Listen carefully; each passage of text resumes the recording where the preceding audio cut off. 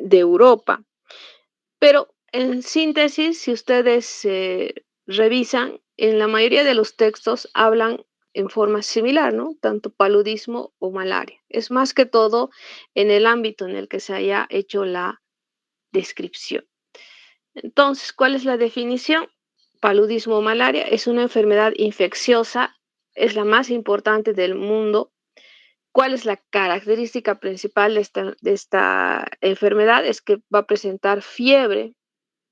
Fiebre, esa es una de las principales, de los principales signos que va a presentar y está producida por 4 especies de plasmodium, ¿no? Que es el falciparum, el vivax, el ovale y el malaria. ¿Cuál de los 4 es el que tiene más agresividad y es el más mortal? El falciparum. El falciparum, ¿no? Y en Bolivia, ¿cuál es el que tenemos? ¿Saben? ¿Han revisado esa parte? Han debido revisar seguramente. ¿Cuáles son las especies que existen más en Bolivia? El falciparum y el vivax, doctora. El falciparum, el vivax y el ovale. Esos son los que están con más frecuencia en Bolivia, ¿no? Entonces, el reservorio es el hombre, el modo de transmisión es mediante la picadura del mosquito de la hembra, ¿no? Que va a estar infectada. Entonces, esta es la imagen de lo que es el anófeles. Acá está describiendo cómo es que se va a producir, qué es lo que sucede, cuáles son los procesos que va a llevar el plasmodium dentro del parásito, donde se va a producir la etapa sexual, ¿no es cierto? Y en el hombre se va a producir la etapa sexual. Entonces, una vez que el parásito llega a las glándulas salivales, pues va a ser inoculado en la persona a través de la picadura, ¿no? Entonces, esa es la manera como se va a producir esta enfermedad. Si ustedes se fijan, en el mundo existen 229 millones de casos. Es hartísimo.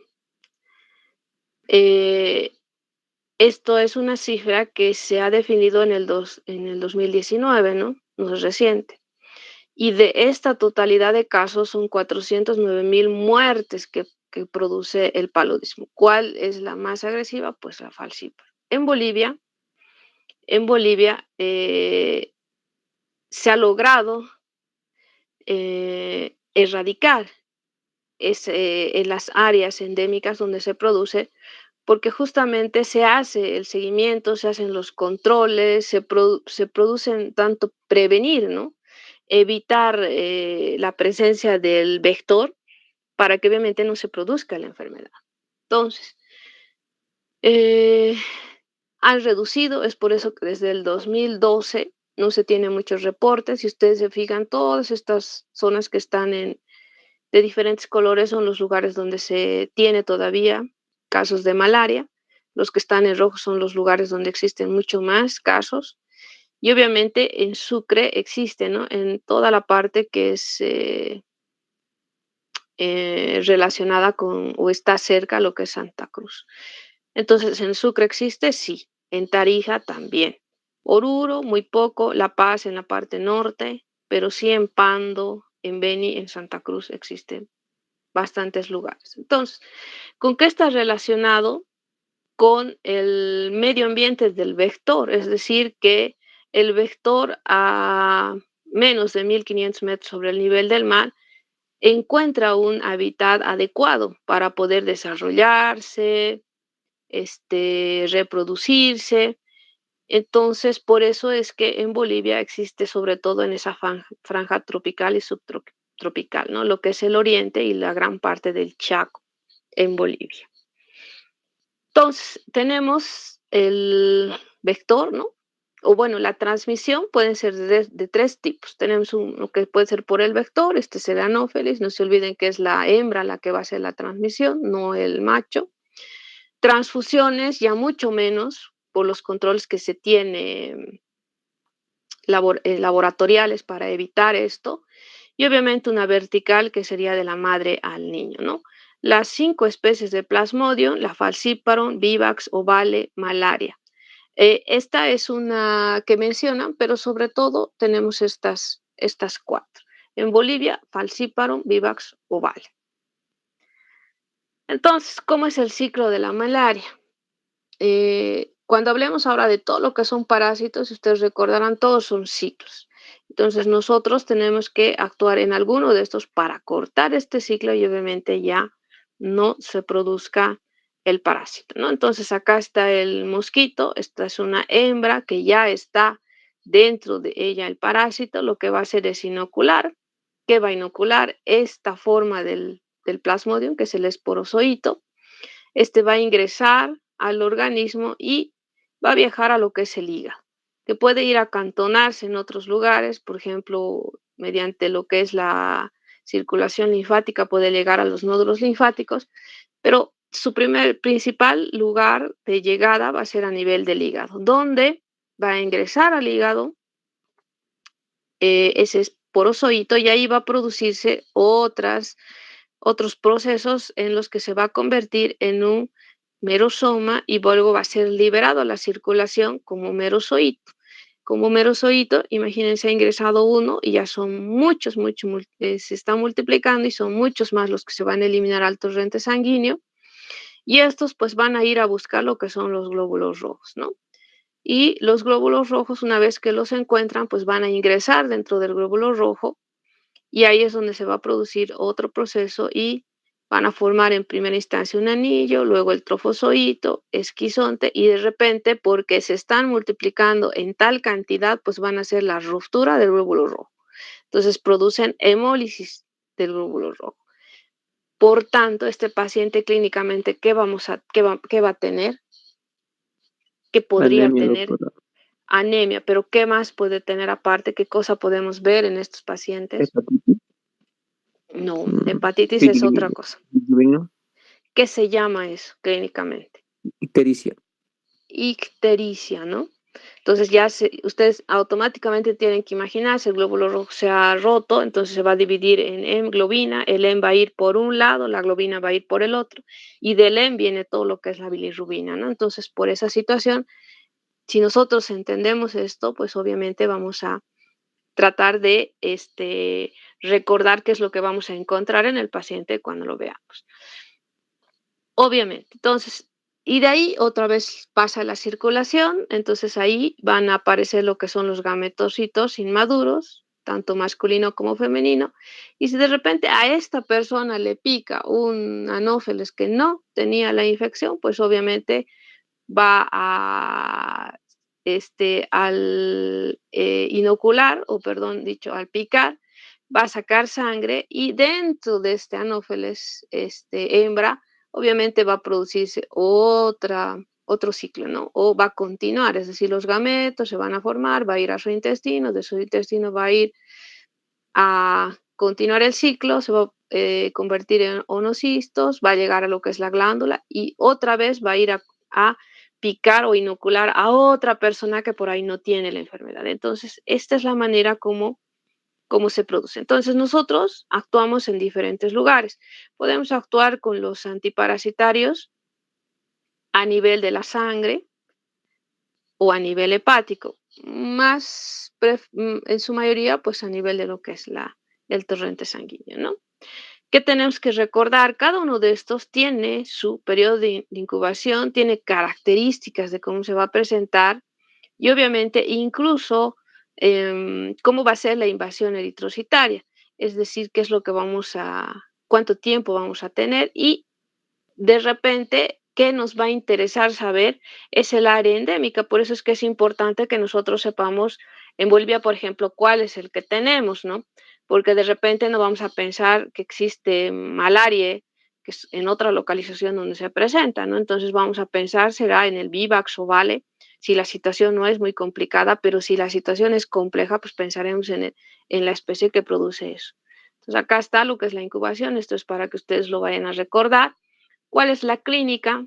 Fundamentalmente, el paciente tiene escalofríos, fiebre, sudoración, acompañado a la fiebre la cefalea, puede tener náuseas y vómitos, anorexia, astenia, palidez, eso que ya nosotros vamos a observar y que seguramente lo vamos a corroborar con un examen de laboratorio.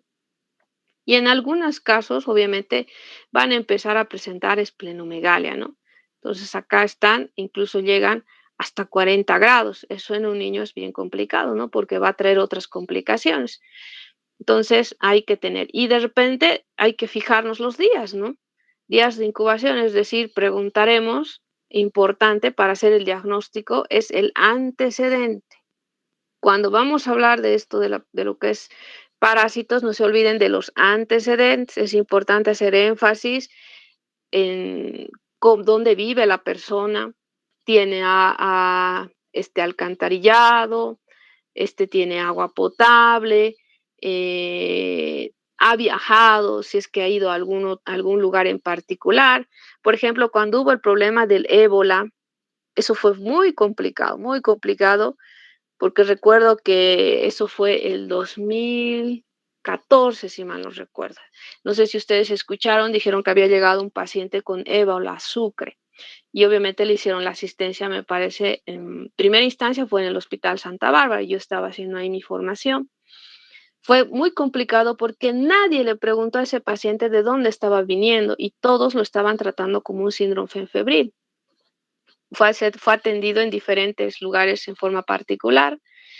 Nadie le preguntó de dónde venía y cuando llegó al hospital y obviamente existían los carteles de aviso, ¿no? De que está el ébola, de que tienen que tener cuidado, etcétera. Entonces, cuando le hacen la anamnesis, le preguntan y él dice que estaba llegando pues del África, que él trabajaba en el África, que él era chofer y que había llegado por las fiestas, porque esto justo sucedió, si mal no recuerdo, el 24 de diciembre. Entonces, nadie en el resto de lugares había tenido la gentileza de preguntarle. Cuando llegó al hospital, inmediatamente lo tuvieron que aislar y dieron las medidas, le hicieron todas las pruebas, vino el personal de sedes, hasta que salgan los resultados tuvieron que aislarlo al gastro, donde había un área exclusivamente para esto. Y fue muy complicado. Gracias a Dios no era, no era el ébola, ¿no? Varias de estas enfermedades tienen similitud en cuanto a la clínica, ¿no? Y cuál es el arte de nosotros es pues intentar dilucidar cuál es la que está predominando. En este sentido, este paciente que vino estaba con malaria y si mal no recuerdo, creo que era del tipo de la malaria, ¿no? De esta especie malaria. Entonces, y le produjo igual fiebre, estaba histérico, cosas similares a lo que pasaba, ¿no? Entonces, complicado. Importante es esto, antecedentes, viajes, a dónde ha ido, cuánto tiempo ha estado, etcétera, etcétera, ¿no? Una vez que tenemos esto, el tema de la biometría hemática, importante en estos pacientes, pues hay que pedirles un hemograma completo para definir eso que ustedes han comentado, una anemia, verificaremos si será leve o severa, alteración de lo que son las plaquetas, ¿no? Pueden tener trombocitopenia por la esplenomegalia, y en algún grado podrían tener también alguna alteración en la coagulación. Igual presentan hipoglicemias severas, entonces hay que pedirles igual química sanguínea. Puede ser por este estado de astenia, anorexia, ¿no? Que no, y náuseas y vómitos que no consumen alimentación. Y obviamente podrían en algún grado incluso tener acidosis metabólica, ¿no? Que eso es ya más grave. ¿Cómo hacemos el diagnóstico? O sea, si nosotros pensamos en esto, no podemos olvidarnos de cómo se va a hacer el diagnóstico, cómo es que vamos a ver al parásito, porque lo que se quiere es ver. Tenemos las dos formas, lo que es la gota gruesa y el frotis en sangre periférica. La gota gruesa es algo rápido, eso lo hacen en el mismo lugar. Lo que hacen es simplemente con una agujita, hay unos, ahorita no recuerdo el nombre, se les pincha en el dedo, en el pulpejo y se hace caer 2 gotas, con un portaobjetos lo extienden y obviamente lo miran, ¿no? Entonces es la observación directa del parásito. 3 a 4 gotas le colocan y observan en esa, pero la capa es gruesa, ¿no? Entonces, pero ¿cuál es la diferencia con el frotis? En el frotis obviamente le van a colocar algún tipo de tinción, Giemsa, y de esa manera van a poder hacer las especificaciones. Con el frotis nos van a poder decir qué especie exactamente es la que está causando la malaria. Mientras que con la gota gruesa vamos a decir, sí, hemos visto un parásito. Entonces estamos afirmando que existe, más no vamos a poder decir qué especie es, ¿no? de que obviamente existe un tratamiento y habría que iniciarlo, es para eso para lo que sirve. Por eso es que ahorita en Bolivia existen bastante posibilidad, les hacen gota gruesa, ni bien el paciente tiene fiebre, entonces inmediatamente le hacen pues los estudios pertinentes, ¿no? ¿Y cómo es la manera de prevenir? Porque estas enfermedades nosotros podemos prevenirlas antes de pensar en un tratamiento.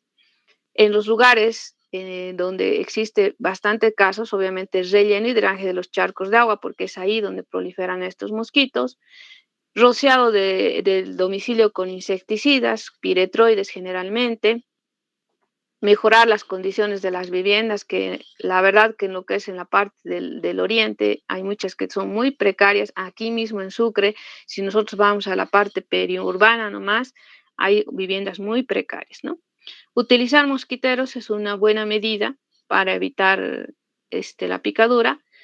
Difícil esto, ¿no? En el oriente usar ropa con manga larga, el trabajo que realizan, el clima, etcétera, es muy complicado. Las personas generalmente caminan así.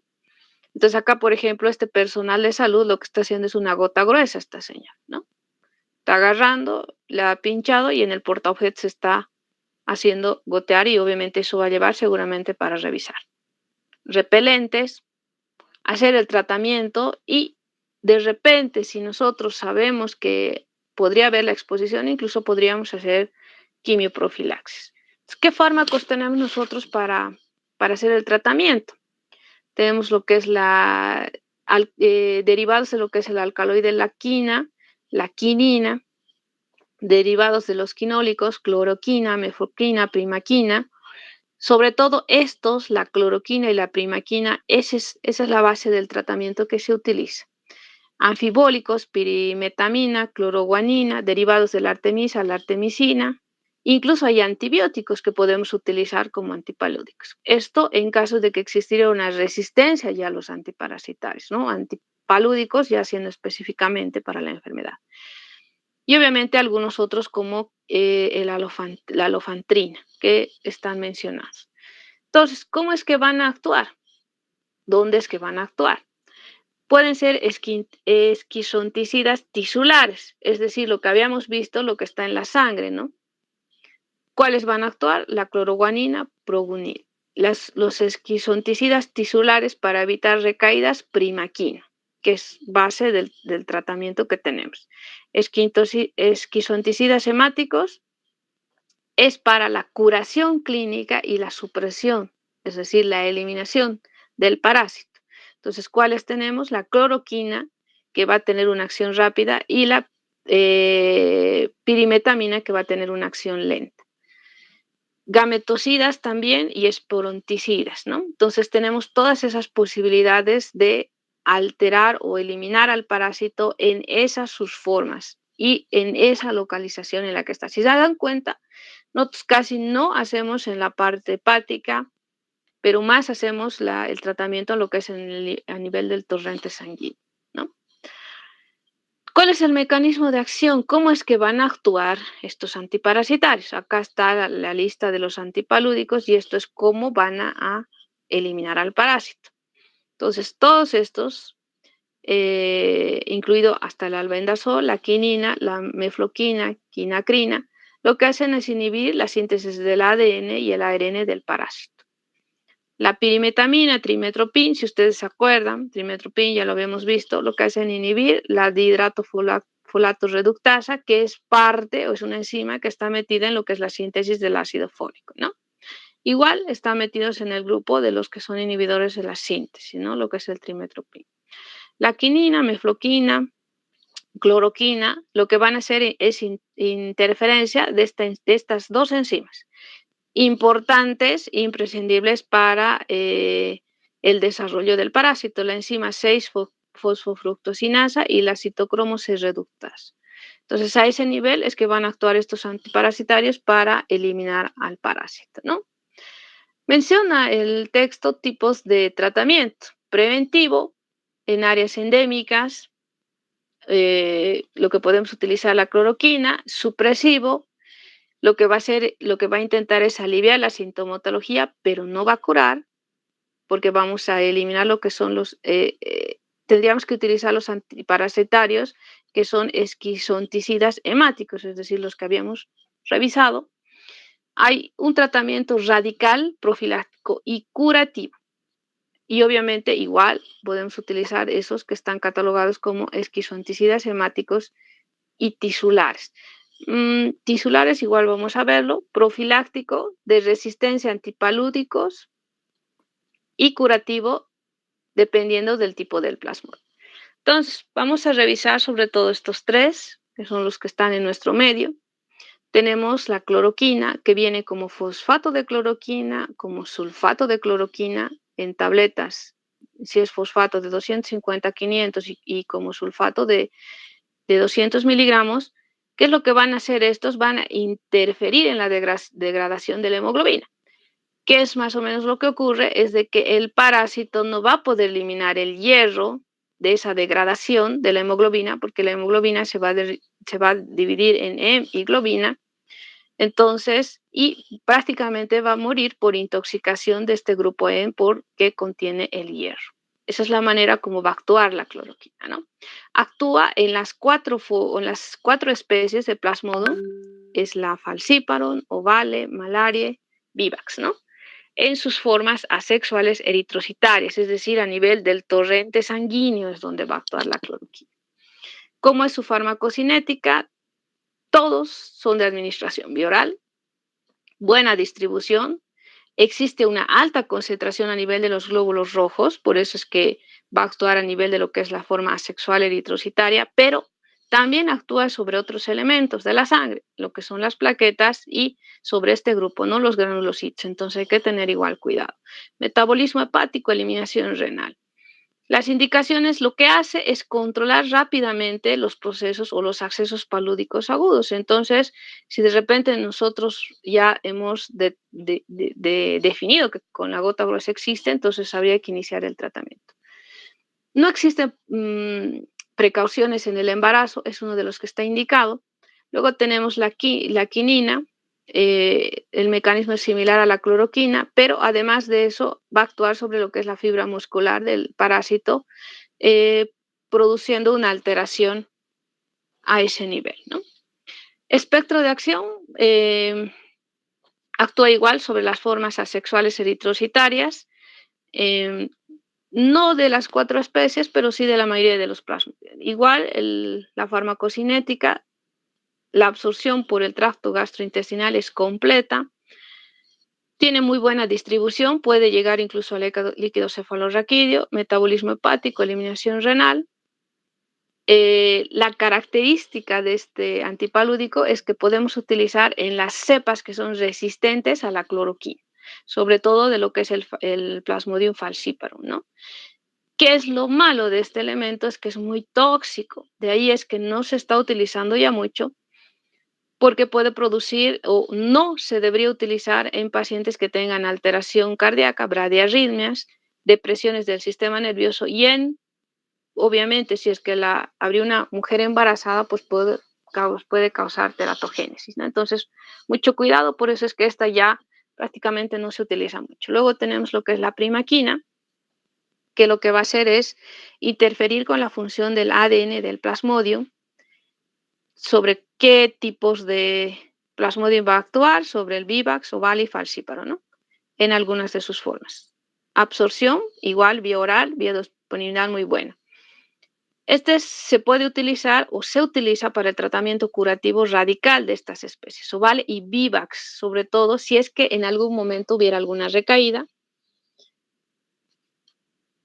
En el torrente sanguíneo también, ¿no? En las formas exoeritrocitarias, el falciparum también actúa, pero no se puede utilizar sola.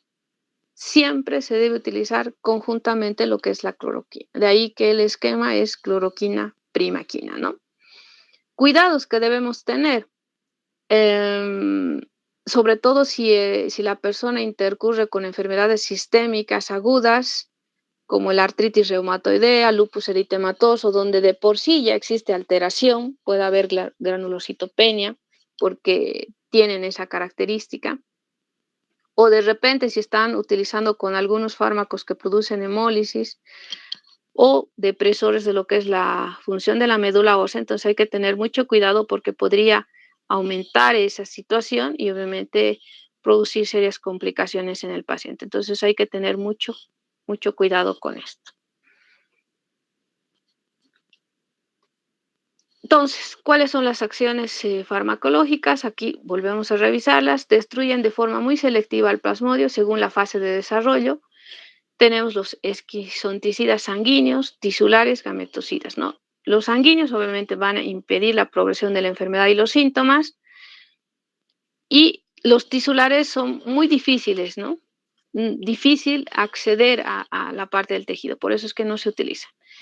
Y esto, los gametocidas igual van a destruir las formas. Entonces, la primaquina sobre el plasmodium falciparum y la cloroquina sobre estos otros. La asociación de estos es el esquema que se utiliza normalmente. Aquí vemos esporontocidas, esquizonticidas tisulares, son todos estos. Acá está la primaquina. Incluso hay antibióticos. Miren la tetraciclina. ¿La tetraciclina a qué grupo pertenece? ¿De antibióticos? A las tetraciclinas, doctora. Tetraciclinas, ¿no? ¿Y cuál es el mecanismo de acción de las tetraciclinas? ¿Se acuerdan? Inhibe la Tenemos, síntesis de proteínas. ok. La primaquina es importante porque actúa sobre esta forma del parásito que son los hipnozoitos. ¿Se acuerdan qué sucede con estos hipnozoitos? ¿Cuál es la característica cuando tienen esta forma los parásitos o este parásito de la malaria? ¿Qué es lo que ¿Pueden pasa cuando producir, perdón, doctora, pueden ¿Sí? producir recaídas?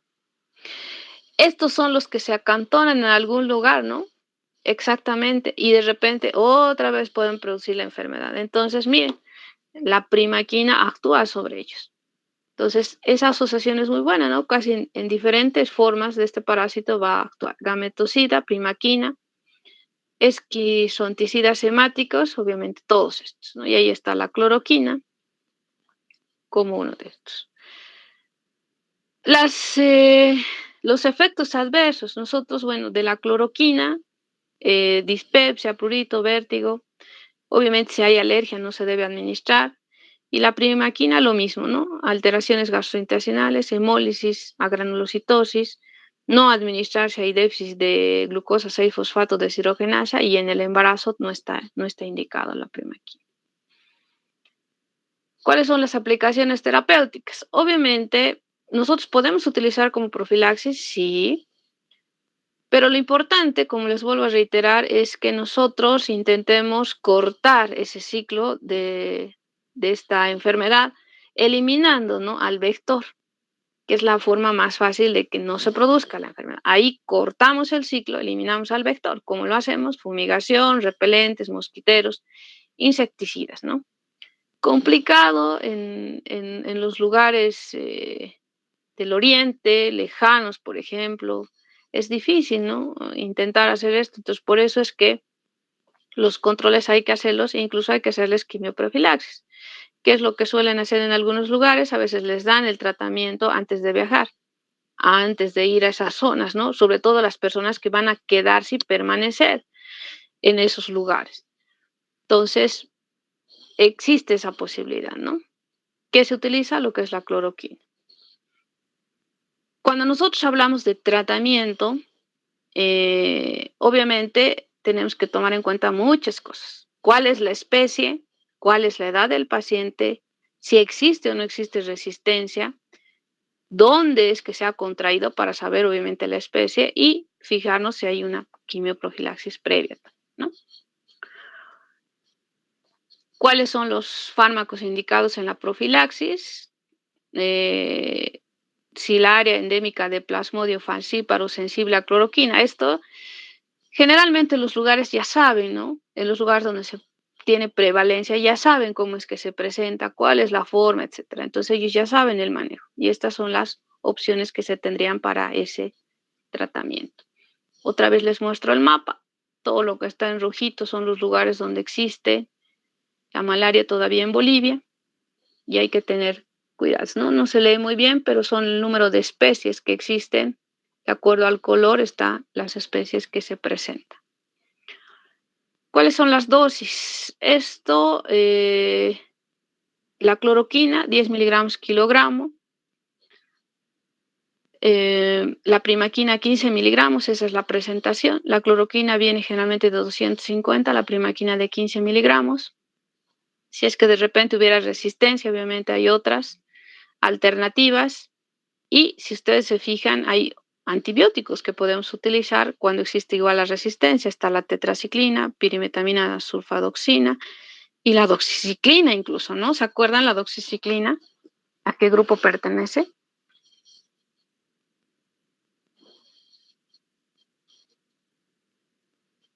¿Es un beta-lactámico la doxiciclina?